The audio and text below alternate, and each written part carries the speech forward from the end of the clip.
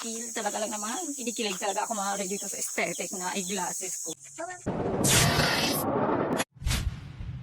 So ayan, tatambay-tambay muna tayo dito sa labas dahil masyado talagang mainit ang panahon. Pero syempre, ito talaga ang aking bibigyan. Napakagandang photochromic anti-radiation na eyeglasses 2-in-1 na siya. Biro mo nun, protection ko sa mata kapag sa gabi habang ako ay nagsiselfone, nagbababad sa gadget. Ayan, naiiwasan ko na yung pananakit ng ulo at pananakit ng mata ko makatutok sa aking cellphone. At syempre, hindi lang yan, pupunta tayo sa labas kung ano naman ang proteksyon na idudulot niya sa sikat ng araw.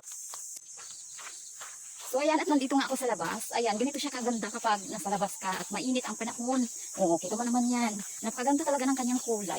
Yan ang yun, malakas maka-appeal talaga lang naman. Kinikilig talaga ako mga dito sa aesthetic na eyeglasses ko. O diba, mapapaikot ka na lang talaga sa ganda niya. O diba, Diyosa ng kagandahan. Ayan, dahil parang dito sa amin. O, ayan, under the sun, ganito yung kanyang hitsura. Napakaganda po talaga niya. Ayan, protection siya sa mata kapag mainit ang araw, maliwanag ang sikat ng araw. At the same time, kapag nasa loob ka naman ng bahay, protection mo na naman siya sa radiation ng iyong cellphone. O diba, naka 2-in-1 na siya. Talaga lang naman sa atin talaga, kailangan natin protektahan ang ating mga mata dahil ito ang pinakamahalaga.